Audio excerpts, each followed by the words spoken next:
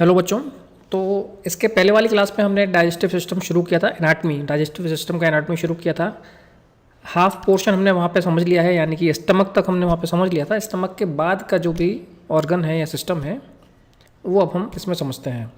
तो ये एनाटमी की सेकंड क्लास है और लास्ट क्लास है डाइजेस्टिव सिस्टम की। इसके बाद हम फिजियोलॉजी शुरू करेंगे। सिलेबस है, दोनों सिलेबस हैं। ऊपर वाला न्यू सिलेबस है, नीचे वाला ओल्ड सिलेबस है। ऊपर वाला सेमेस्टर वाइज है, नीचे वाला ईयर वाइज है। सेम ही है सब कुछ, यूनिट नेम या नंबर अलग अलग है। तो हमने स्टमक तक तो समझ लिया था, हम शुरू करेंगे पेनक्रियाज से। तो because chemical digestion in the small intestine depend on the activities of the pancreas, liver and gallbladder, we first consider the activities of these accessory digestive organ। तो वैसे तो अगर जीआई ट्रैक के अकॉर्डिंग हम देखते हैं तो स्टमक के बाद जो स्ट्रक्चर कंटिन्यू होता है वो होता है स्मॉल इंटेस्टाइन। लेकिन स्मॉल इंटेस्टाइन में फूड का डाइजेशन होता है, वो फूड का डाइजेशन डिपेंड करता है लीवर, पैनक्रियाज और गॉल ब्लैडर में जो भी एक्टिविटीज़ होती हैं उनके ऊपर, क्योंकि यहाँ से कुछ एंजाइम, कुछ जूस सीक्रेट होते हैं जो कि डाइजेशन में हेल्प करते हैं। तो पहले हम ये जो एसेसरी ऑर्गन है, पैनक्रियाज है, लीवर है, गॉल ब्लैडर है, इनको समझ लेते हैं। उसके बाद फिर हम स्मॉल इंटेस्टाइन, लार्ज इंटेस्टाइन के ऊपर जाएंगे। The pancreas lies posterior to the greater curvature of the stomach. अब अगर आपको स्टमक हमने लास्ट क्लास में जो समझा था उसकी एनाटमी अगर याद है तो लेफ्ट साइड यानी लेटरल साइड में ग्रेटर कर्वेचर होता है। तो पैनक्रियाज ग्रेटर कर्वेचर के पोस्टीरियरली सिचुएटेड होता है, 12 से 15 सेंटीमीटर लंबा है और लगभग 2.5 सेंटीमीटर ये थिक होता है, यानी कि मोटा होता है।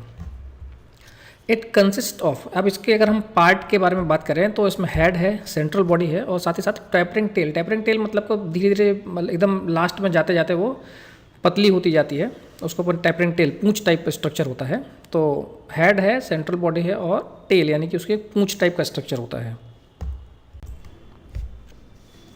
डायग्राम के थ्रू पैनक्रियाज को और अच्छे से समझ लेते हैं। ये जो येलो कलर का जितना भी पार्ट दिख रहा है आपको, ये पैनक्रियाज होता है। इसमें देखेंगे नीचे की तरफ आपको दिख रहा है हेड, मिडिल साइड में है बॉडी और एंड पोर्शन राइट साइड में टेल यानी कि पूंछ टाइप स्ट्रक्चर है।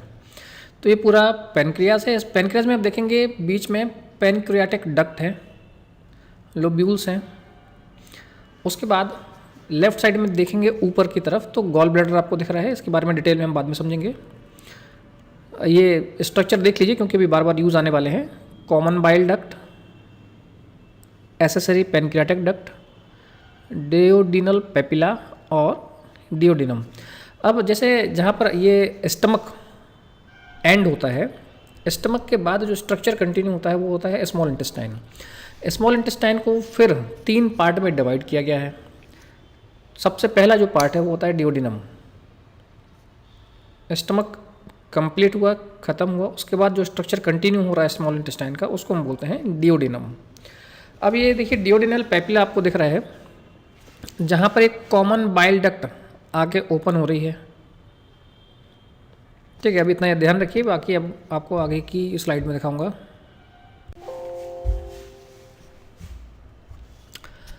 अब ये जो पैनक्रियाज है, it consist of 2 parts. Pancreas में 2 पार्ट होते हैं, देख नहीं रहे हैं पर वो 2 पार्ट में डिवाइड है। कैसे? एक है एक्सोक्राइन पार्ट और दूसरा होता है एंडोक्राइन। एंडोक्राइन या ग्लैंड वाला जो पार्ट होता है, एंडोक्राइन मतलब समझ लीजिए वो कुछ हार्मोन सीक्रेट कर रहा है। जो भी ग्लैंड्स हार्मोन सीक्रेट करते हैं उनको हम एंडोक्राइन ग्लैंड्स बोलते हैं। और दूसरा पार्ट इसका क्या है? एक्सोक्राइन पार्ट है। अब ये जैसे हमने लंग्स में देखा था कि इसमें अलग अलग लोब्स थे।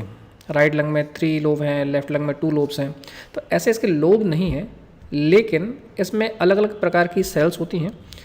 कुछ सेल्स एंजाइम सीक्रेट करते हैं, कुछ सेल हार्मोन सीक्रेट करती हैं। उसके हिसाब से इसको हमने 2 पार्ट में बांटा हुआ है या डिवाइड किया हुआ है, या उस हिसाब से हम इसको पढ़ते हैं। एक्सोक्राइन पार्ट जो कि एंजाइम जूस सीक्रेट करेगा, डाइजेस्टिव जूस जिसको हम बोलते हैं, और एंडोक्राइन पार्ट जो कि कुछ हार्मोन सीक्रेट करेगा। देखते हैं क्या है। The exocrine portion about 99% consist of cluster of glandular epithelium called acne. अब जो एक्सोक्राइन पोर्शन है, पूरे पैनक्रियाज में 99% क्या है? एक्सोक्राइन पोर्शन है। जिसमें कुछ ग्लैंडुलर एपिथेलियम होते हैं जिनको हम एक्नी बोलते हैं। The cells secrete a mixture of fluid and digestive enzymes called pancreatic juice. अब ये जो सेल्स होती हैं, ये या एक्नी सेल्स हैं, ये क्या करती हैं, secrete a mixture of fluid and digestive enzyme, ये कुछ फ्लूइड और डाइजेस्टिव एंजाइम सिक्रेट करते हैं जिसको हम पैनक्रियाटिक जूस बोलते हैं। द रिमेनिंग 1% ऑफ क्लस्टर, अब 99% तो एक्सोक्राइन पार्ट हो गया जो कि डाइजेस्टिव जूस सिक्रेट कर रहे हैं या पैनक्रियाटिक जूस सिक्रेट कर रहे हैं जो कि डाइजेशन में हेल्प कर रहा है। The remaining 1% of the cluster called pancreatic islet, इसको हम जो 1% सेल्स बची हुई हैं उनको हम बोलते हैं पैनक्रियाटिक आइसलेट या आइसलेट ऑफ लैंगरहैंस। नाम याद रखिएगा, काफ़ी इंपॉर्टेंट है ये, पैनक्रियाटिक आइसलेट, या इसको हम कॉमनली आइसलेट ऑफ लैंगरहैंस के नाम से जानते हैं। From the endocrine portion of the pancreas, अब ये जो 1% पार्ट है ये एंडोक्राइन सेल्स हैं, या हम बोल सकते हैं एंडोक्राइन पार्ट है जो कि हार्मोन सिक्रेट करते हैं। कौन सा हार्मोन सिक्रेट करते हैं? These cells secrete the hormones glucagon, insulin, somatostatin and pancreatic polypeptide। तो मेनली आप जो याद रखना है आपको, या बार बार आप सुनेंगे अपनी लाइफ में, वो होता है इंसुलिन। ये जो आइसलेट ऑफ लैंगरहैंस हैं ये इंसुलिन हार्मोन सिक्रेट करते हैं। पैनक्रियाज में पैनक्रियाज दो पोर्शन में डिवाइडेड है, एक्सोक्राइन, एंडोक्राइन। एक्सोक्राइन 99% है जो कि पैनक्रियाटिक जूस सिक्रेट करता है, डाइजेस्टिव जूस सिक्रेट करता है, डाइजेशन में हेल्प करता है। बाकी रिमेनिंग 1% जो सेल्स हैं या टिश्यूज़ हैं इनको पैनक्रियाटिक आइसलेट्स बोलते हैं, और ये एंडोक्राइन पार्ट है, ये हॉर्मोन्स सिक्रेट करता है। जो भी सेल्स ग्लैंड हॉर्मोन सिक्रेट करती है उनको हम एंडोक्राइन ग्लैंड बोलते हैं। तो ये सेल्स हार्मोन सिक्रेट करती हैं, कौन कौन सा? ग्लूकागॉन, इंसुलिन, सोमेटोस्टैटिन और पैनक्रियाटिक पॉलीपेप्टाइड, जिसमें इंसुलिन का जो काम है वो होता है ब्लड शुगर का जो लेवल है उसको मेंटेन करना, ब्लड में ब्लड शुगर लेवल को मेंटेन करना। अब ये इंसुलिन सिक्रेशन जब कम हो जाता है तब किसी पर्सन को डायबिटीज़ मेलाइटिस, या जिसको हम शुगर बोलते हैं, शक्कर की बीमारी बोलते हैं, वो क्रिएट होती है। अब देखिए लीवर, लेफ्ट साइड में देखिए पहले डायग्राम में लीवर है, लीवर के नीचे गॉल ब्लैडर है, गॉल ब्लैडर के नीचे देखिए आप पैनक्रियास है, पैनक्रियास के आगे की साइड यानी एंटीरियर साइड है स्टमक, और स्टमक के पोस्टीरियर साइड में होता है पैनक्रियास। अब राइट साइड में देखिए यहाँ पर जो सेल्स आपको देखने को मिल रही हैं, आइसलेट ऑफ लैंगरहैंस और पैनक्रियाटिक एक्नी, मेनली ऊपर ही देखना आपको। आइसलेट ऑफ लैंगरहैंस ये कम क्वांटिटी में है और पैनक्रियाटिक एक्नी ये ज़्यादा क्वांटिटी में है। अलग अलग बुक में आपको इनका जो परसेंटेज है वो अलग अलग देखने को मिल सकता है। किसी बुक में 85% एक्सोक्राइन पार्ट है, किसी बुक में 95% एक्सोक्राइन पार्ट है, किसी में जो मैंने पढ़ी अभी उस बुक में 99% है। तो उससे कंफ्यूज मत होना। एक्चुअली ये 85 से आप 99% अलग अलग बुक में देखने को आपको मिल सकता है। तो 1% जो है वो आइसलेट ऑफ लैंगरहैंस से एंडोक्राइन पार्ट है जो कि हार्मोन सिक्रेट करेगा, बाकी 99% जो है वो एक्सोक्राइन पार्ट है और डाइजेस्टिव या पैनक्रियाटिक जूस सिक्रेट करेगा। Pancreatic juice is secreted in a small duct that ultimately unite to form two major ducts, the larger pancreatic duct and the smaller accessory duct। अब जो pancreatic juice है वो छोटे छोटे duct के through secrete होता है, और वो छोटी छोटी जो डक्ट्स हैं वो दो मेजर डक्ट में जाके मिलती हैं। मतलब अपन ऐसा बोल सकते हैं ना कि कहीं से छोटी छोटी नालियों से पानी आ रहा है, फिर दो बड़ी नाली में जा रहा है, फिर एक बड़ी नाली में जाएगा मिलके, तो ठीक वही काम है। पैनक्रियाटिक जूस है वो सिक्रेट हो रहा है स्मॉल डक्ट में छोटी छोटी, और वो जो सारी जो स्मॉल डक्ट्स हैं, छोटी छोटी डक्ट्स हैं, वो मिलकर दो मेजर डक्ट बना रही हैं। द लार्जर जो बड़ी वाली डक्ट है वो है पैनक्रियाटिक डक्ट, और जो छोटी वाली है वो है small accessory duct. The pancreatic duct join the common bile duct. अब हमने डायग्राम में कॉमन बाइल डक्ट देखी थी, जब आपको बोला था याद रखना उसको, अभी फिर से देखेंगे। The pancreatic duct join the common bile duct. तो पैनक्रियाटिक डक्ट जो है वो कॉमन बाइल डक्ट को जॉइन करती है जो कि लीवर या गॉल ब्लैडर से आ रही है, and enter the duodenum as a dilated common bile duct called the hepatopancreatic ampulla. Pancreatic duct common bile duct को ज्वाइन करती है और डियोडेनम में इंटर करती है, इतना ही समझिए अभी। The ampulla on an elevated major duodenal papilla about 10 centimetre inferior to the pyloric sphincter। अब एम्पुला यानी जो जहाँ पर ये कॉमन बाइल डक्ट और पैनक्रेटिक डक्ट मिलकर डिओडेनम में ओपन होती है और अपना जो भी जूस है उसको डिओडेनम में सिक्रेट कर देती हैं। तो वो जो जहाँ पर ये ओपन हो रही है, वो जो ओपनिंग है उसको हम हेपेटोपेनक्रेटिक एम्पुला बोलते हैं, उसको हम हेपेटोपेनक्रेटिक डक्ट बोलते हैं और एम्पुला ऑफ वाटर भी बोलते हैं। तो जो एम्पुला जहाँ पर ओपन हो रहा है वो पाइलोरिक स्पिंचर के 10 सेंटीमीटर नीचे होता है। अब हमने जब स्टमक देखा था तो उसमें देखा था जहाँ स्टमक एंड हो रहा है नीचे की साइड में, वहाँ पर पाइलोरिक स्पिंचर होता है जो कि कंट्रोल करता है क्या जो भी इंट्री और एग्जिट को कंट्रोल करने का काम करता है। तो उस पाइलोरिक स्पिंचर के 10 सेंटीमीटर नीचे ये एम्पुला होता है। The opening of ampulla is regulated by a mass of smooth muscle known as sphincter of hepatopancreatic ampulla. अब ये जो एम्पुला है ओपन होगा पेनक्रियाज से और लीवर से जो भी जूस है वो जो भी जूस है वो डिओडेनम में आएगा वहाँ से। अब ये एम्पुला जैसे स्पिंचर होते हैं ठीक वैसे एम्पुला को भी ऐसा नहीं कि हमेशा खुला ही रहता है, उसकी ओपनिंग भी रेगुलेट होती है। The opening of ampulla is regulated by mass of smooth muscle. Smooth muscle के मास के थ्रू ये ओपन होता है। ये एक्चुअली सब ANS ऑटोनोमिक नर्वस सिस्टम के थ्रू चलता रहता है, हमको कुछ मालूम नहीं चलता है। इसको हम हेपेटोपेनक्रेटिक एम्पुला भी बोलते हैं।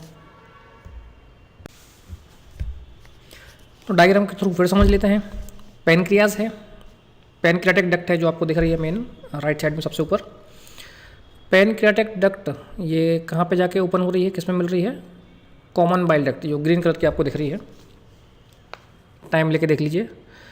पेनक्रेटिक डक्ट ओपन हो रही है कॉमन बाइल डक्ट में और ये कॉमन बाइल डक्ट जो है फिर ओपन हो रही है डिओडेनल पैपिला, इसको हेपेटोपेनक्रेटिक एम्पुला भी बोलते हैं।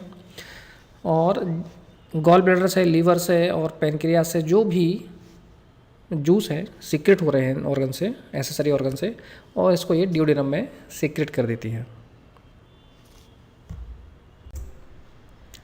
Liver, the liver heaviest gland of the body, इसको हम यकृत के नाम से भी जानते हैं हिंदी में। तो लीवर सबसे हैवी ग्लैंड होती है बॉडी की। नॉर्मल एडल्ट में इसका जो वजन है वो लगभग 1 किलो 400 ग्राम के आसपास होता है। Lies inferior to the diaphragm, diaphragm जो है थोरेक्स के नीचे जो एक बॉर्डर है वो डायफ्राम है, तो डायफ्राम के जस्ट नीचे lies inferior to the diaphragm and occupy most of the right hypochondriac and part of the epigastric region of the abdominal cavity. अब जो एब्डोमिनल कैविटी है, हमारा जो एब्डोमन है, इसको पढ़ने के लिए हमने 9 क्वाड्रेंट 9 भागों में इसको डिवाइड किया गया है। उन 9 भागों के अलग अलग नाम भी हैं। तो उसके हिसाब से ये राइट हाइपोकॉन्ड्रियक और एपिगैस्ट्रिक रीजन की का जो एपिगैस्ट्रिक रीजन है एब्डोमिनल कैविटी का, उसके पीछे या वहाँ पर सिचुएटेड होता है। जब ये क्लास खत्म होगी तो मैं आपको 9 क्वाड्रेंट भी बताऊँगा, तो आपको और अच्छे से समझ में आ जाएगा।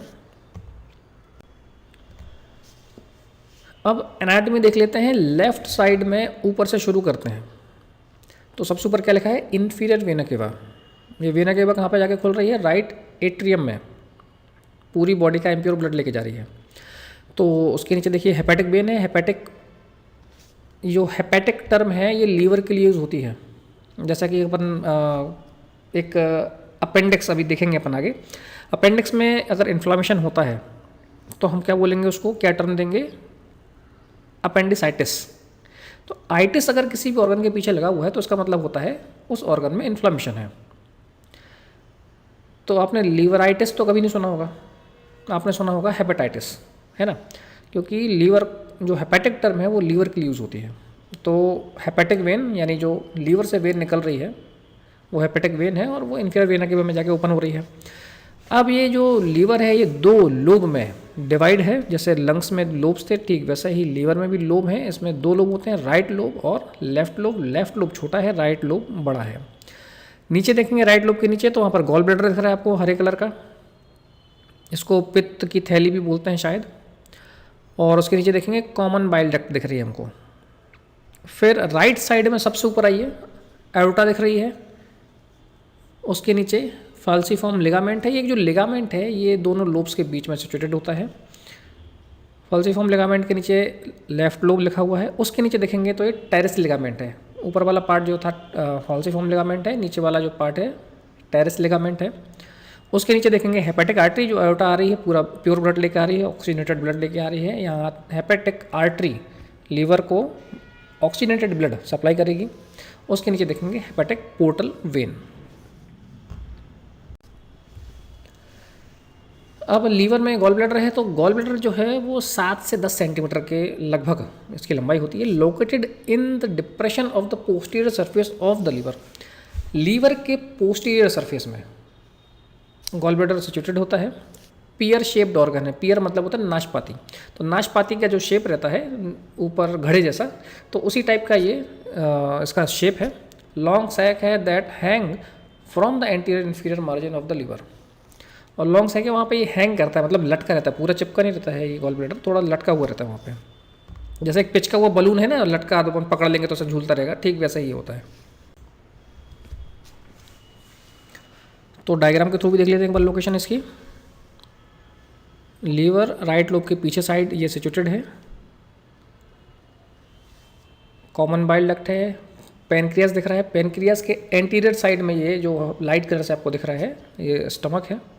और स्टमक के बाद फिर ये डियोडेनम यानी स्मॉल इंटेस्टाइन कंटिन्यू हो रही है। एक और डायग्राम से जूम करके देख लेते हैं। लीवर, उसके नीचे गॉल ब्लैडर है, cystic duct, common hepatic duct, common bile duct. ऊपर देखिए ध्यान रखिए ना, नीचे कॉमन बाइल डक्ट है। जो गॉल ब्लैडर से डक्ट निकल रही है उसको हम बोलते हैं सिस्टिक डक्ट। जो लीवर से डक्ट निकल रही हैं वो है common hepatic duct. Hepatic term liver के लिए है।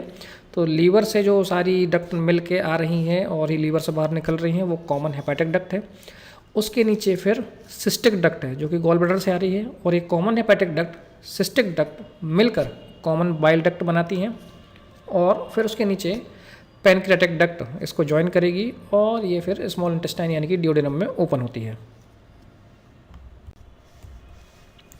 द फॉल्सिफॉर्म लिगामेंट, जो हमने लिगामेंट देखा था अभी, a fold of the peritoneum. Peritoneum एक कवरिंग होती है एब्डोमिनल कैविटी में। तो फॉल्सिफॉर्म लिगामेंट क्या है? Divide the liver into 2 principal lobe, a large right lobe and a smaller left lobe. तो जो फॉल्सिफॉर्म लिगामेंट है जो कि पेरिटोनियम जो एक कवरिंग होती है एब्डोमिनल कैविटी की उससे मिलकर बना होता है, ये लीवर को 2 लोब में डिवाइड कर रहा है, राइट लोब में और लेफ्ट लोब में। राइट लोब बड़ा है और लेफ्ट लोब स्मॉल है, छोटा है। In the free border of the falciform ligament is the ligamentum teres, a round ligament, a remnant of the umbilical vein of the fetus. अब हमने diagram में देखा था falciform ligament है, नीचे की तरफ ligamentum teres है। तो होता क्या है और इसमें क्या लिखा हुआ है? A remnant of the umbilical vein of the fetus. Remnant मतलब होता है रिमेनिंग पार्ट, बचा हुआ, बचा खुचा। तो अम्लाइकल वेन का रेमिनेंट है यानी बचा हुआ पार्ट है ऑफ द फीटस, फीटस का। अभी फीटस अम्लाइकल वेन ये क्या होती है? तो फीटस मतलब होता है बच्चा जो कि माँ के गर्भ में है, यूटरस में है। अब जब बच्चा यूटरस में होता है तो एमनियोटिक फ्लूइड, यूटरस में एमनियोटिक फ्लूइड होता है जिसमें ये बच्चा डिप रहता है, डूबा हुआ रहता है। अब तो सांस कहाँ से ले रहा है? सांस कैसे लेता है? बच्चे की नाभि से, अम्लाइकस से एक अम्लाइकल कॉर्ड, नाभि को अम्लाइकस बोलते हैं, है ना। तो उस अम्लाइकस से एक अम्लाइकल कॉर्ड निकलती है, एक वायर टाइप समझ लीजिए या एक पाइप टाइप निकलता है जो कि माँ के गर्भ से लगा हुआ होता है। एक प्लेसेंटा नाम से स्ट्रक्चर बनता है जब कोई लेडी प्रेग्नेंट होती है यूट्रस में। तो उस प्लेसेंटा से एक कॉर्ड निकलती है जिसको अम्लाइकल कॉर्ड बोलते हैं, और अम्लाइकल कॉर्ड बच्चे की नाभि अम्लाइकस में जाके कनेक्ट होती है। ड्यूरिंग इंट्रायूटेराइन लाइफ यानी गर्भ में बच्चे का न्यूट्रिशन, बच्चे के लिए न्यूट्रिशन, O2 और CO2 का जो ट्रांसपोर्टेशन है इस अम्लाइकल कॉर्ड के थ्रू ही होता है। अब इस अम्लाइकल कॉर्ड में अम्लाइकल वेन भी है और अम्लाइकल आर्टरी भी है। तो ये जो लिगामेंटम टेरेस है ये अम्लाइकल वेन का रेमिनेंट पार्ट है यानी बचा हुआ पार्ट होता है। The right and left coronary ligament, coronary ligament यानी ऊपर की तरफ जो रहता है लीवर में, narrow extension of the parietal peritoneum that suspend the liver from the diaphragm, जो कि डायफ्राम और लीवर के बीच में होता है, इन दोनों को अलग करने का काम करता है।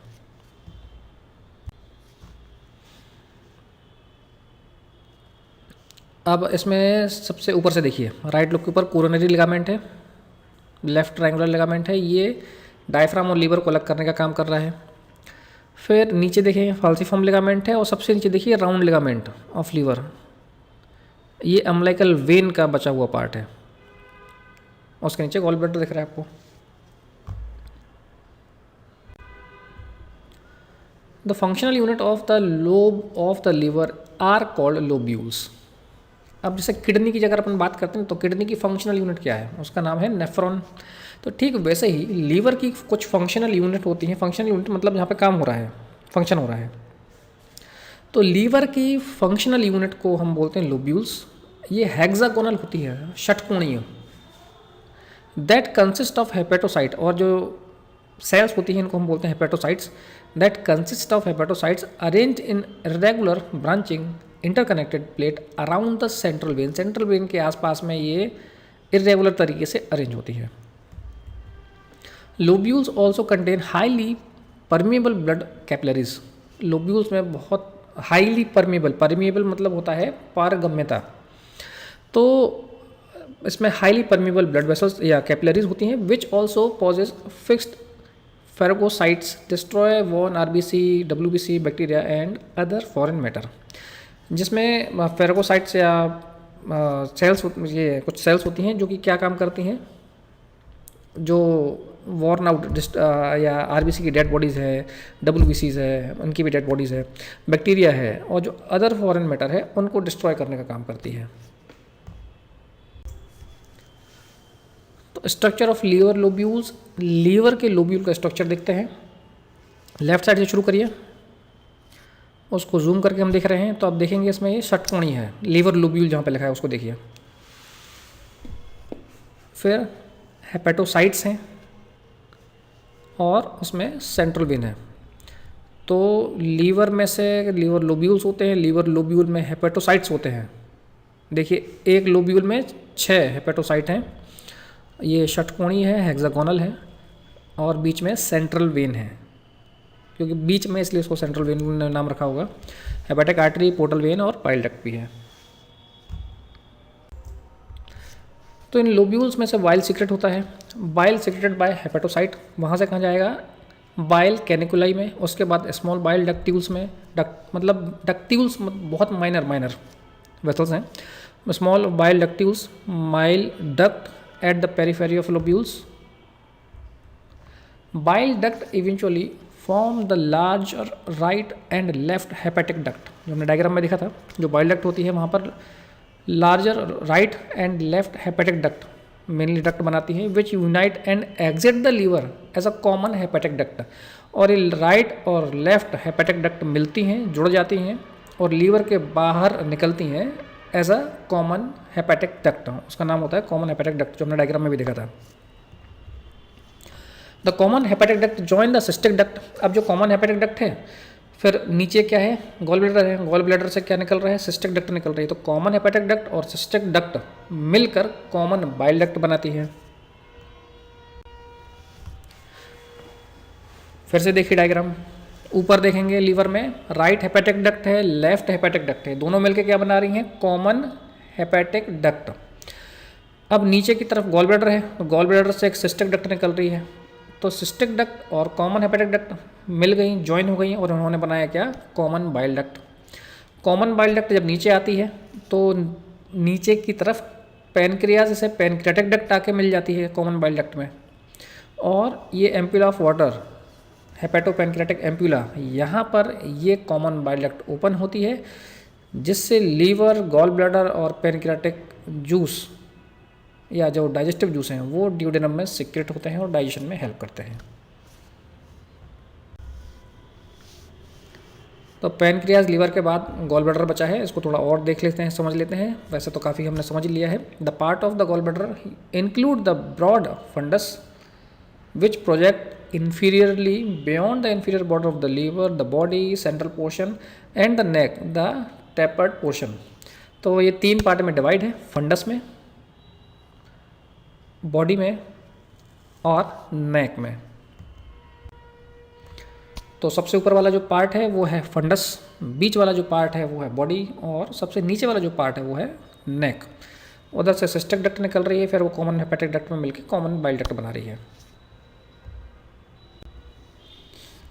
फिर से देखिए, फंडस है, बॉडी है, नेक है, नेक के बाद सिस्टिक डक्ट, ऊपर से कॉमन हेपेटिक डक्ट आ रही है, दोनों ने मिलकर कॉमन बाइल डक्ट बना लिया। उसके बाद नीचे से पैनक्रियाटिक डक्ट है, वो भी कॉमन बाइल डक्ट में ज्वाइन कर ली, और फिर वहाँ पे आगे जाके ये ड्यूडेनम में ओपन हो गया। Contraction of the smooth muscle eject the bile into the cystic duct. The outermost coat is the visceral peritoneum. अब जो गॉल ब्लैडर है इसमें कॉन्ट्रैक्शन हुआ, जैसे कि हमने हार्ट के बारे में जब हम कुछ डिस्कशन किया था, तो कॉन्ट्रैक्शन होता है जैसे बलून टाइप से स्ट्रक्चर, वही एग्जांपल है, बलून है, उसको अपन ने पिचकाया तो जो भी उसके अंदर भरा हुआ था, पानी है या हवा है, वो बाहर निकल जाएगी। ठीक वैसे ही गॉल ब्लैडर की स्मूथ मसल में कॉन्ट्रैक्शन होता है, और जो भी फ्लूइड अंदर है वो या जो बाइल है वो सिस्टिक डक्ट में आ जाएगा, सिस्टिक डक्ट से ये कॉमन बाइल डक्ट में नीचे आ जाएगा। The outermost coat is visceral peritoneum, और जो बाहर की लेयर है, सतह है, वो विसरल पेरिटोनियम से मिलकर बनी होती है। The gall bladder store and concentrate the bile produced by the liver due to absorption of water and ions by the mucosa. Gall bladder का काम क्या है? जो लीवर बाइल प्रोड्यूस कर रहा है उसको स्टोर करने का काम है। Due to absorption of water and ions by the mucosa. अब एक और कंडीशन देख लेते हैं। गॉल ब्लैडर है तो जैसे किडनी में स्टोन होते हैं ना, ठीक वैसे गॉल ब्लैडर में भी स्टोन हो जाते हैं। उस कंडीशन को हम बोलते हैं कॉलीलिथियासिस। गॉल ब्लैडर में जो स्टोन होते हैं उसको कॉलीलिथियासिस बोलते हैं। और ऐसी कंडीशन में होता क्या है कि देखिए, gall stone blocking the common bile duct, तो गॉल ब्लैडर में स्टोन हुआ, ये कॉमन बाइल डक्ट में आ गया, कॉमन बाइल डक्ट में आएगा तो फिर क्या होगा, ये जो भी जूस सिक्रेट हो रहा है लीवर से और गॉल ब्लैडर से वो नीचे की तरफ नहीं जा पाएगा, फ्लो को रोक देगा, डाइजेस्टिव जूस नहीं जाएगा, डाइजेस्टिव जूस नीचे नहीं जाएगा तो पेशेंट को इंडाइजेशन की कंप्लेंट भी होती है। तो ये कंडीशन है। तो ऐसी कंडीशन में होता क्या है कि एक कोलेसिस्टेक्टमी नाम से एक सर्जरी परफॉर्म होती है, और उस सर्जरी में इस गॉल ब्लैडर को रिमूव कर दिया जाता है, अलग कर दिया जाता है, बॉडी के बाहर निकाल दिया जाता है। अब क्लिनिकल एस्पेक्ट देख लेते हैं लीवर का, क्योंकि एक कंडीशन काफ़ी मेजर है जिसको हम बोलते हैं जॉन्डिस या पीलिया। It is a yellowish coloration of the white of the eyes, sclera, skin, mucous membrane due to buildup of bilirubin. Jaundice एक कंडीशन है जिसमें हमारे शरीर में अलग अलग पार्ट में पीलापन आ जाता है, येलोइश कलरेशन आ जाता है। आँख में देखेंगे जो स्क्लेरा है, जो वाइट पोर्शन है वो भी पीला पड़ जाएगा, स्किन पीली पड़ जाएगी, आप नेल्स देखेंगे उसमें पीलापन दिखता है, येलोइश कलर डिस्कलरेशन दिखता है। क्यों? ये बिलिरुबिन की वजह से होता है। After bilirubin is formed from the breakdown of the heme pigment in aged RBC, it is transported to the liver where it is processed and eventually excreted into bile. Three main type of jaundice are. अब होता क्या है, bilirubin क्या होता है, जो aged RBC है, जैसे कि हम बात करते हैं ना कि आरबीसी की एज कितनी है, 120 दिन है, तो उसके बाद क्या होता है, ये डिस्ट्रॉय होती है। तो आरबीसी जब डिस्ट्रॉय होती है तो उनका जो हीम पिगमेंट होता है उसके ब्रेक डाउन के बाद बिलिरुबिन बनता है। ब्रेक डाउन के बाद जो बिलिरुबिन है ये ट्रांसपोर्ट होता है लीवर में, और वहाँ से ये बाइल के थ्रू एक्सक्रीट हो जाता है। अब जैसे बिलिरुबिन एक्चुअली क्या है, जैसे आपने कभी ध्यान दिया हो, जो पॉटी होती है उसका कलर येलोइश होता है। क्यों होता है? कलर कहाँ से आ रहा है? वो यहीं से आ रहा है। ये जो बिलिरुबिन है वही उसको येलो कलर देता है। तो आपने फिर से देखिए, ये ट्रांसपोर्ट टू द लीवर में ये प्रोसेस्ड होता है, वहाँ से इवेंचुअली एक्सक्रीटेड हो जाता है बाइल में, और बाइल कहाँ पे जाके ओपन हो रही है, ड्यूडेनम में, स्मॉल इंटेस्टाइन में। वहाँ पे फिर जो भी हमने खाया पिया है उसके बाद वो प्रोसेस होके स्मॉल इंटेस्टाइन के बाद लार्ज इंटेस्टाइन और रेक्टम और एनस के थ्रू बाहर निकलता है। तो जो येलो कलर है वो बिलिरुबिन की वजह से आता है। 3 मेन टाइप के जॉन्डिस होते हैं। कौन कौन से हैं? Pre hepatic jaundice due to excess production of bilirubin. अब इसमें हेपेटिक वाली कोई कंडीशन नहीं है, यहाँ पर क्या हो रहा है, बिलिरुबिन का प्रोडक्शन ज़्यादा हो गया है, इस वजह से जॉन्डिस हो रहा है। हेपेटिक जॉन्डिस होता है मतलब वहाँ पर लीवर के पहले ही पीलिया वाली कंडीशन क्रिएट हो गई। फिर दूसरा क्या है, हेपेटिक जॉन्डिस। क्यों? क्योंकि लीवर सही से काम नहीं कर पा रहा है, इसलिए इसको हेपेटिक जॉन्डिस का नाम दिया गया है। Hepatic jaundice due to congenital liver disease, cirrhosis of liver और हेपेटाइटिस। हेपेटाइटिस यानी liver inflammation, cirrhosis of liver यानी एक कंडीशन होती है, डिसीज़ होती है जिसमें लीवर सेल्स डैमेज हो जाती हैं, डिस्ट्रॉय हो जाती हैं। एल्कोहलिक जो पर्सन होते हैं, बहुत ज़्यादा शराब पीते हैं, उनको ये कंडीशन क्रिएट होती है, सिरोसिस ऑफ लीवर। इसके अलावा जो अच्छे से खाना पीना नहीं खाते हैं, मतलब ऑयली और ऊटपटांग खाना खाते हैं, ग्रीन लीफी वेजिटेबल्स, फ्रूट्स को छोड़ के, अनाज को छोड़ के, उनको भी होता है ये सिरोसिस ऑफ लीवर। तो अगर कंजेनिटल लीवर डिसीज़ है, सिरोसिस ऑफ लीवर है, हेपेटाइटिस है, तो ही लीवर सही से काम नहीं करेगा और उसकी वजह से अगर बिलिरुबिन हमारे शरीर में बढ़ता है, नॉर्मल रेंज से ज़्यादा होता है, तब इसको हम हेपेटिक जॉन्डिस बोलेंगे। अब extra hepatic jaundice due to blockage of bile drainage by the कोलेस्ट्रोन और कैंसर ऑफ द बॉवेल और पेनक्रियाज। अब हेपेटिक के बाद वाली कंडीशन, क्योंकि भाई बाइल तो बन रहा था लेकिन गॉल स्टोन हो गया, गॉल ब्लैडर में स्टोन हो गया, तो बाइल सिक्रेट ही नहीं हो पा रहा है, उसका जो रास्ता है वो ब्लॉक हो गया है, उसकी वजह से। बॉवल में कैंसर अगर है तो उसकी वजह से, या पेनक्रियाज में कैंसर है तो उसकी वजह से अगर बिलिरुबिन का लेवल बढ़ता है तो उसको हम बोलेंगे एक्स्ट्रा हेपेटिक जॉन्डिस। अब ये एसेसरी ऑर्गन हमने समझ लिए तीनों, पेनक्रियाज, लीवर और गॉल ब्लैडर। अब हम बात करेंगे small intestine. The major event of digestion and absorption अगर in the small intestine, its structure is specially adapted for these function. अब जो मेजर इवेंट होता है डाइजेशन का और एब्जॉर्प्शन का, एब्जॉर्प्शन मतलब, डाइजेशन मतलब क्या हो गया, खाना पचाना, एब्जॉर्प्शन मतलब क्या होता है, उसको अवशोषण करना, अवशोषित करना, जो भी न्यूट्रिएंट्स हैं, जो भी काम की चीज़ें हैं, उसको एब्जॉर्ब कर लेना, सोख लेना। तो डाइजेशन और एब्जॉर्प्शन का मेन फंक्शन कहाँ पे होता है, स्मॉल इंटेस्टाइन में। Its length alone provide a large surface area for digestion and absorption and that area is further increased by circular folds villi and microvilli। अब इसकी जो लेंथ है ये भी काफ़ी बड़ी होती है, मतलब काफ़ी लंबी होती है स्मॉल इंटेस्टाइन। साथ ही साथ इसमें अंदर फोल्ड्स होते हैं जिनको हम विलाई और माइक्रोविलाई बोलते हैं, ये भी एरिया बढ़ा देते हैं, यानी स्मॉल इंटेस्टाइन का एरिया बढ़ाने में हेल्प करते हैं ताकि फूड वहाँ पर ज़्यादा लंबा ट्रैवल कर पाए, ज़्यादा लंबे समय तक रह पाए और डाइजेशन और एब्जॉर्प्शन का प्रोसेस आराम से हो पाए। जैसे हमने रेस्पिरेटरी सिस्टम पढ़ा था, तो रेस्पिरेटरी सिस्टम में भी अंदर कुछ स्ट्रक्चर था जहाँ से म्यूकस प्रोडक्शन हो रहा था, म्यूकस को ट्रैवल करने में हेल्प कर रहा था। ठीक वैसे ही यहाँ पर विलाई और माइक्रोविलाई होते हैं। Its diameter is about 2.5 centimetre. Diameter मतलब इसकी गोलाई अगर हम देखें तो 2.5 सेंटीमीटर के आसपास है। Length is about 3 metre, 3 metre के लगभग, यानी कि 9 फीट की लगभग इसकी लंबाई होती है इन लिविंग पर्सन, अगर कोई जिंदा है तो। And about 6.5 metre in cadaver due to loss of smooth muscle tone after the death. अगर कैडेवर मतलब होता है कि कोई डेड बॉडी अगर है तो अगर कोई डेड बॉडी है तो उसमें ये 6.5 मीटर तक होती है। वैसे तो 3 मीटर है क्योंकि ये सिकुड़ी हुई होती है लिविंग पर्सन में, जो भी जिंदा है, लेकिन कैडेवर है तो स्मूथ मसल टोन, मतलब मसल टोन लॉस्ट हो जाती है, तो इसकी वजह से इसकी लंबाई ज़्यादा हो जाती है। The small intestine with its entire length is divided into 3 main part. अब जो स्मॉल इंटेस्टाइन है इसको हमने 3 भागों में डिवाइड किया हुआ है। पहला भाग तो ड्यूडेनम आपको मालूम ही है, दूसरा क्या हो गया जेजुनम, और थर्ड पार्ट है इलियम। स्पेलिंग से कंफ्यूज मत होना, ये कैपिटल आई और स्मॉल एल है और EUM, इलियम। ड्यूडेनम, जेजुनम और इलियम, इसको आप DJI करके कुछ या शॉर्ट फॉर्म नेमोनिक बना के रख सकते हैं।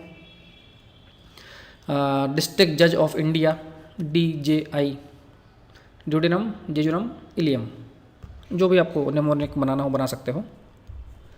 And carries out the function of digestion and absorption. तो जो स्मॉल इंटेस्टाइन है 3 पार्ट में डिवाइड है, ड्यूडेनम, जेजुनम, इलियम, और इन पार्ट्स में डाइजेशन और एब्जॉर्प्शन का फंक्शन होता है। डायग्राम से समझ लेते हैं। सबसे ऊपर हमने देखा था स्टमक है, स्टमक के बाद लेफ्ट साइड में देखिए स्मॉल इंटेस्टाइन है। स्मॉल इंटेस्टाइन फिर ड्यूडेनम में जो येलो पार्ट है, जेजुनम जो कि ब्लू पार्ट है, और इलियम ये पता नहीं कौन सा कलर है, मैं पिंक बोलता हूँ उसको, मतलब मैं पिंक बोल रहा हूँ, जो भी हो वो देख लीजिएगा। तो 3 पार्ट में डिवाइड है, ड्यूडेनम, जेजुनम और इलियम। और जो लार्ज इंटेस्टाइन है उसको भी थोड़ा सा देख लीजिए, अब इसमें लिखा हुआ है, तो इसको हम कोलोन बोलते हैं। और जो इलियम है ये नीचे एक जगह पे लार्ज इंटेस्टाइन से ज्वाइन करती है, राइट साइड में, हमारी बॉडी के राइट साइड में।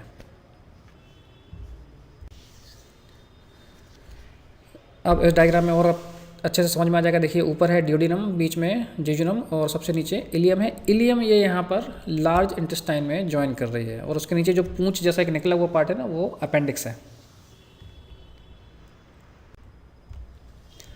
The duodenum is the first part into which the pyloric stomach open through a narrow passage whose size is controlled by the pyloric sphincter।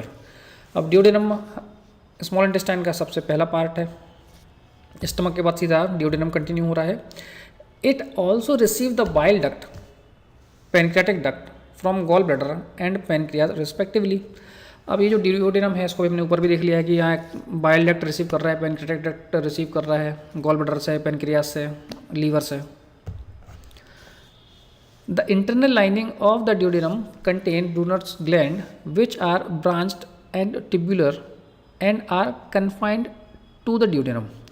और duodenum की जो internal layer होती है वहाँ पर कुछ ग्लैंड्स होते हैं जिनको हम ब्रूनर्स ग्लैंड बोलते हैं। The Brunner's gland secrete little enzyme and mucus. और जो ब्रूनर ग्लैंड्स हैं ये कुछ एंजाइम और म्यूकस का सिक्रेशन करती हैं। Brunner's gland which was accurately described by Brunner's in 1688। अभी कोई ब्रूनर नाम के साइंटिस्ट रहे होंगे जिन्होंने 1688 में इन ग्लैंड के बारे में बताया, इसलिए उनके नाम पर ही ब्रूनर्स ग्लैंड इनका नाम रखा गया। Is a gland in sub mucosa of the duodenum. और ड्यूडेनम की सब म्यूकोसा में ये सिचुएटेड होती है। Which has main physiological function of secreting alkaline based mucus to protect the duodenal lining from the acid secreted in the stomach. अब आपको मालूम है कि स्टमक में HCl सिक्रेशन होता है, हाइड्रोक्लोरिक एसिड। अब वो एसिड अगर ड्यूडेनम में आएगा तो उसकी वॉल्स को डैमेज कर सकता है, इसलिए जो ब्रूनर्स ग्लैंड होती है ये अल्कलाइन बेस्ड म्यूकस सिक्रेट करती हैं और ड्यूडेनल लाइनिंग को प्रोटेक्ट करती हैं, बचाने का काम करती हैं एसिड से, जो कि स्टमक से सिक्रेट होकर वापस आ रहा था, ड्यूडेनम में आ रहा था। The tissue of a small intestine and its internal wall carry out the complex function of the selective absorption of useful product of digestion and to complete the digestion process that commences in the buccal cavity। Small intestine की जो wall होती है, जो tissues होते हैं, ये useful products का, जो भी हमने खाना खाया है, न्यूट्रिएंट्स जो भी हैं उसमें, उनका सेलेक्टिव एब्जॉर्प्शन करने का कॉम्प्लेक्स फंक्शन जो है, सेलेक्टिव मतलब सेलेक्ट करके कि भाई किसको क्या चीज़ एब्जॉर्ब करनी है, अलग अलग टाइप के न्यूट्रिएंट्स होते हैं, उनको एब्जॉर्ब करने का काम स्मॉल इंटेस्टाइन में होता है। Complete the digestion process and that commence in the buccal cavity. जो डाइजेशन प्रोसेस हमने कुछ, जैसे कुछ चीज़ें हैं हम जिनका डाइजेशन माउथ सलाइवा से शुरू हो जाता है, तो वहाँ से शुरू होकर स्मॉल इंटेस्टाइन में डाइजेशन प्रोसेस कंप्लीट होता है। Its internal wall are thrown into finger like projection called villi which provide an increased surface for absorption। अब जो इंटरनल वॉल होती है उसमें कुछ फिंगर लाइक प्रोजेक्शन होते हैं जिनको हम विलाई बोलते हैं। जैसे कि रेस्पिरेटरी सिस्टम में था ना सीलिया, ठीक वैसे यहाँ पर विलाई है। तो इंटरनल वॉल में विलाई टाइप के कुछ स्ट्रक्चर होते हैं जो कि स्मॉल इंटेस्टाइन की जो लेंथ है उसको, या जो सरफेस एरिया है उसको बढ़ाने का काम करते हैं। अब इसको ऐसे समझिए आप कि एक रोड है, एक सीधी रोड है 1 किलोमीटर की, और एक और रोड है वो भी एक, अगर उसको देखें अपन ऊपर से तो है तो 1 किलोमीटर की, लेकिन क्या है वहाँ पर पहाड़ है, तो बार बार आपको ऊपर भी चढ़ना है फिर नीचे उतरना है, ऊपर चढ़ना है नीचे उतरना है, तो ऐसे में तो उसकी डिस्टेंस बढ़ जाएगी ना, सरफेस एरिया बढ़ जाएगा। तो वही काम है, अगर स्ट्रेट होता तो कम दूरी हमको तय करनी पड़ती, लेकिन वहाँ पर पहाड़ है, ऊपर नीचे करके जाना पड़ रहा है, जबकि ऊपर से देखेंगे लंबाई तो 1 किलोमीटर ही है, तो ज़्यादा चलना पड़ रहा है ना वहाँ पे। तो ठीक वैसे ही जो विलाई है ये सरफेस एरिया को बढ़ा देते हैं, जो कि डाइजेशन और एब्जॉर्प्शन के लिए काफ़ी हेल्पफुल है। These villi are rich in the presence of several modified cells which secrete digestive enzyme, water and mucus which collectively form the intestinal juice. अब ये विलाई में क्या हो रहा है, बहुत सारी मॉडिफाइड सेल्स होती हैं. इनका काम क्या है, ये डाइजेस्टिव एंजाइम सीक्रेट कर रही हैं, वाटर सीक्रेट कर रही हैं, म्यूकस सीक्रेट कर रही हैं, जिसको अपन कलेक्टिवली या एक साथ मिलकर बोल सकते हैं कि इंटेस्टाइनल जूस सीक्रेट हो रही हैं या इंटेस्टाइनल जूस ये बनाती हैं मिलकर. अब ये डायग्राम में देख के समझ लेते हैं. सबसे ऊपर देखिए फोल्ड्स हैं जो है ना, ऊबड़ खाबड़ स्ट्रक्चर है, उसको हमने जूम किया हुआ है नीचे की तरफ. तो ये दिख रहा है आपको फिंगर लाइक प्रोजेक्शन जो बाहर की तरफ निकली हुई है उंगली जैसे, ये विलाई है. अब बाकी नीचे का ध्यान मत दीजिए, कन्फ्यूज होंगे. विलाई है, विलाई को फिर हमने जूम करके देखा तो इसमें क्या है, विलाई में भी छोटे छोटे से स्ट्रक्चर हैं जिनको हम बोलते हैं माइक्रोविलाई. सबसे राइट साइड में देखो, ठीक. तो अब इसकी वजह से होता क्या है कि जो सरफेस एरिया है स्मॉल इंटेस्टाइन का वो बढ़ जाता है और जो कि हेल्प करता है डाइजेशन में और सेलेक्टिव एब्जॉर्प्शन में. Between the villi there are also present depression. अब जो विलाई के बीच में क्या है, डिप्रेशन यानी गड्ढे टाइप स्ट्रक्चर है, उसको हम बोलते हैं crypts, which also secrete enzyme and mucus. उससे भी एंजाइम्स और म्यूकस सिक्रेशन होता है. These crypts have at base peculiar Argentophin cell and Paneth cells. Argentophin cells synthesize secretion hormone and 5-hydroxytryptamine which act as a powerful stimulant for the intestinal motility. अब intestinal motility मतलब होता है movement, तो intestinal motility में ये help करने का काम करते हैं. अब जैसे आप सोचिए ना, फूड है इंटेस्टाइन में, तो पाइप टाइप का स्ट्रक्चर है, एक ही जगह पे रखा रहेगा, मूव कैसे हो रहा है. तो एक मूवमेंट होता है पेरिस्टालसिस मूवमेंट, या हम बोलेंगे इंटेस्टाइनल मोटिलिटी, जिसकी वजह से फूड आगे की तरफ धीरे धीरे खिसकता जाता है. तो उसमें ये सेल्स हेल्प करते हैं, या जो हार्मोन है वो हेल्प करता है. Large intestine. The large intestine is the terminal portion of the GI tract. GI tract का, गैस्ट्रो इंटेस्टाइनल ट्रैक्ट का ये टर्मिनल पोर्शन है. टर्मिनल मतलब आखिरी पोर्शन है. The large intestine about 1.5 meter long, 1.5 meter लंबी होती है, और इसकी जो मोटाई है, थिकनेस है, चौड़ाई है, वो 6.5 सेंटीमीटर होती है. Extend from the ileum to the anus. अब स्मॉल इंटेस्टाइन के हमने 3 पार्ट देखे थे, ड्यूडेनम, जेजुनम और इलियम. इलियम से ये कंटिन्यू होती है लार्ज इंटेस्टाइन और एनस तक खत्म होती है. इस पूरे पार्ट को हम लार्ज इंटेस्टाइन बोलते हैं.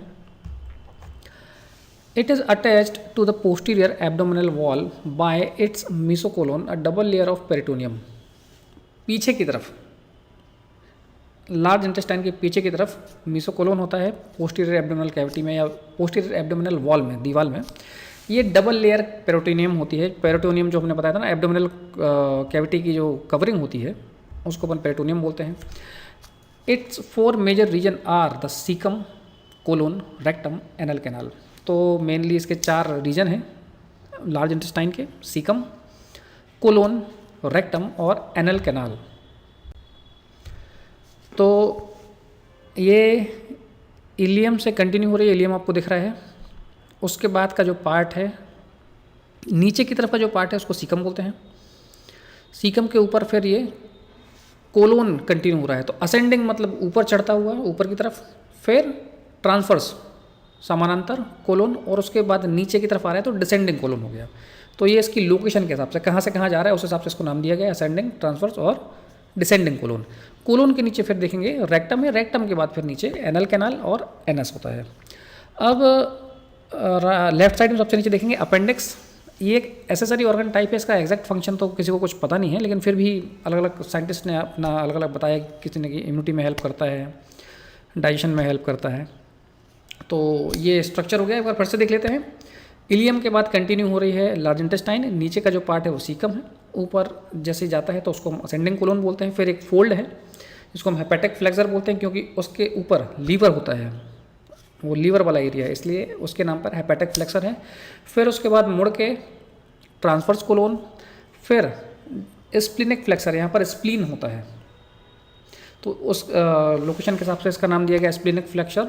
और उसके बाद ये कंटिन्यू होती है डिसेंडिंग कोलोन में, डिसेंडिंग कोलोन के बाद सिग्मोइड कोलोन है, सिग्मोइड कोलोन के बाद रेक्टम है, रेक्टम के बाद एनल कैनाल है, एनल कैनाल के बाद एनस है। Caecum a small pouch of about 6 centimeter long hangs inferior to the ileocecal sphincter valve that guard the opening between the ileum and the large intestine। Caecum क्या है? एक छोटा सा pouch 6 centimetre के लगभग इसका लंबाई होती है, लंबा होता है। हैंग इन्फीरियर नीचे की तरफ ये लटका हुआ रहता है, जहाँ पर इलियोसिकल स्पिंचर होते हैं, यानी इलियम और सीकम के बीच में का जो पार्ट है स्पिंचर्स है या जो वॉल्व है, जहाँ से जो भी मटेरियल है वो अंदर से बाहर की तरफ आएगा, यानी कि स्मॉल इंटेस्टाइन से लार्ज इंटेस्टाइन में आएगा। That guard opening between the ileum and large intestine, ये जो वॉल्व है गार्ड का काम करते हैं। Attached to the caecum is twisted coiled tube 8 centimeter long called appendix और वर्मीफॉर्म अपेंडिक्स। अब सीकम के नीचे ट्विस्टेड मुड़ी हुई एक ट्यूब टाइप स्ट्रक्चर है जो कि 8 सेंटीमीटर लंबा होता है, इसको अपन अपेंडिक्स बोलते हैं, वर्मीफॉर्म अपेंडिक्स बोलते हैं, meso appendix. The mesentery attached the appendix to the inferior part of the mesentery of the ileum। जो एक पार्ट होता है नीचे उसको mesentery बोलते हैं, परत टाइप का, तो उसको मीजो अपेंडिक्स भी बोलते हैं। ये नीचे की तरफ अटैच होता है या inferior साइड में अटैच होता है। Caecum merge with a long tube called colon. अब सीकम से शुरू होता है या उसके ऊपर की तरफ एक लॉन्ग ट्यूब जिसको हम बोलते हैं कोलोन, जो कि डिवाइड है असेंडिंग, ट्रांसवर्स, डिसेंडिंग और सिग्मोइड पोर्शन में। इसलिए ascending colon, transverse colon, descending colon और sigmoid colon. The ascending colon ascend on the right side of the abdomen, abdomen के राइट साइड में ये ऊपर की तरफ आएगा। Reaches the inferior surface of the liver, और लीवर की नीचे की तरफ तक पहुंचता है, वहाँ से मुड़ेगा, टर्न होगा और लेफ्ट साइड जाता है। लेफ्ट साइड से फिर एक्चुअली जो राइट साइड में फ्लेक्सर है, जो मोड़ है, उसको अपन हेपेटिक फ्लेक्सर बोलते हैं। फिर लेफ्ट साइड में जा रहा है जो कि स्प्लेनिक फ्लेक्सर है, उसके बाद नीचे की तरफ descending colon. It continue across the abdomen to the left side as the transverse colon, तो लेफ्ट साइड में जा रहा है, उसको अपन ट्रांसवर्स कोलोन बोल रहे हैं। It curve beneath the inferior end of the spleen, अब उसके स्प्लीन के नीचे फिर से एक कर्व ले रहा है, मुड़ रहा है on the left side as the left colic splenic flexure, और जहाँ पे मोड़ है उस मोड़ को अपन या जो कर्व है 90 डिग्री का उसको अपन स्प्लीनिक फ्लेक्सर बोलेंगे। और डिसेंड करता है इन्फीरियरली नीचे की तरफ to the level of iliac crest, iliac crest हमारी जो हिप बोन का पार्ट होता है उसकी तरफ जा रहा है as a descending colon. The sigmoid colon S shaped होता है, begin near the left iliac crest, project medially to the mid line and terminate as the rectum at about the level of third sacral vertebra. तो sigmoid colon जो कि S shape का होता है, left iliac crust के पास से शुरू हो रहा है क्योंकि वहाँ पर डिसेंडिंग कोलोन कंप्लीट होता है, खत्म होता है, और प्रोजेक्ट मीडियली यानी बॉडी के मिड लाइन की तरफ, बीच की तरफ जाता है। टर्मिनेट एज अ रेक्टम, और रेक्टम जहाँ से शुरू होता है वहाँ पर ये टर्मिनेट हो जाता है, खत्म हो जाता है। तो डिसेंडिंग कोलोन और रेक्टम के बीच का जो पार्ट है उसको अपन सिग्मोइड कोलोन बोलेंगे। और eight about the level of third sacral vertebra, जो हमारा स्पाइनल कॉलम होती है, थर्ड सैक्रल वर्टिब्रा के पास ये टर्मिनेट होता है। The rectum that last 20 centimetre of the GI tract, जो रेक्टम है जीआई ट्रैक्ट में जितनी भी इसकी लंबाई है उसमें से 20 सेंटीमीटर तो रेक्टम का रहता है। Lies anterior to the sacrum और कॉकेक्स, जो सैक्रम हमारी बोन होती है, कॉकेक्स होता है जो सबसे लास्ट हमारी स्पाइन होती है, उसके एंटीरियरली सामने की तरफ, मतलब रेक्टम है, रेक्टम के पीछे की तरफ सैक्रम और कॉकेक्स होता है। The terminal 2-3 centimetre of the rectum is called anal canal, और जो लास्ट पोर्शन है 20 सेंटीमीटर में से नीचे का जो 2-3 सेंटीमीटर का पार्ट होता है उसको हम एनल कैनाल बोलते हैं। Which has longitudinal fold of the mucus membrane called anal columns. The exterior opening of the anal canal is controlled by the anus, और जो एक्सटीरियर बाहर की तरफ जो ओपनिंग होती है एनल कैनाल की, वो उसको हम बोलते हैं anus. Which is guarded by an internal anal sphincter of smooth muscle involuntary and the external anal sphincter of the skeletal muscle. अब यहाँ पे एनस में 2 स्पिंचर्स होते हैं, एक इंटरनल अंदर साइड जो कि इनवॉलेंट्री है, हमारी इच्छा से काम नहीं करेगा, और एक बाहर साइड एक्सटर्नल स्पिंचर जो कि स्केलेटल मसल से मिलकर बना है। अब स्केलेटल मसल है इसलिए वो वॉलेंट्री है, जिसको हम रोक सकते हैं। जैसे कई बार आपने बहुत ज़ोर से अगर किसी को पॉटी आ रही है तो वो रोक के रखता है, तो स्पिंचर्स के थ्रू इसको आप रोक के रखते हैं। Normally these स्पिंचर्स keep the anus close accept during defecation. जो स्पिंचर्स जो है ये नॉर्मली बंद होते हैं, एनस को बंद करके रखते हैं ड्यूरिंग एक्सेप्ट ड्यूरिंग डेफिकेशन। जब पॉटी करते हैं उसको डेफिकेशन बोलते हैं, तो डेफिकेशन के टाइम पे ही ओपन होता है, बाकी टाइम पे ये बंद रहता है। डायग्राम से देख के समझ लेते हैं। ऊपर देखिए सिग्मोइड कोलोन है, सिग्मोइड कोलोन के नीचे रेक्टम है, रेक्टम के बाद नीचे ये एनस है, और ये आपको कॉकेक्स और जो सैक्रल बोन दिख रही है पीछे स्पाइन वाली, उसके एंटीरियरली रेक्टम सिचुएटेड होता है। अगर अपन फीमेल्स में देखें तो रेक्टम है, उसके बाद यूट्रस है एंटीरियरली, और उसके बाद फिर ब्लैडर होता है। तो जो यूट्रस होता है वो ब्लैडर और रेक्टम के बीच में सिचुएटेड होता है। तो डाइजेस्टिव सिस्टम की एनाटमी हमने अब समझ ली है, कंप्लीट हो गया है। नेक्स्ट क्लास से अब हम फिजियोलॉजी शुरू करेंगे और कोशिश करेंगे जल्दी से जल्दी कंप्लीट करने की, क्योंकि बहुत सारी चीज़ें हमने एनाटमी में देख ही ली है। Thank you.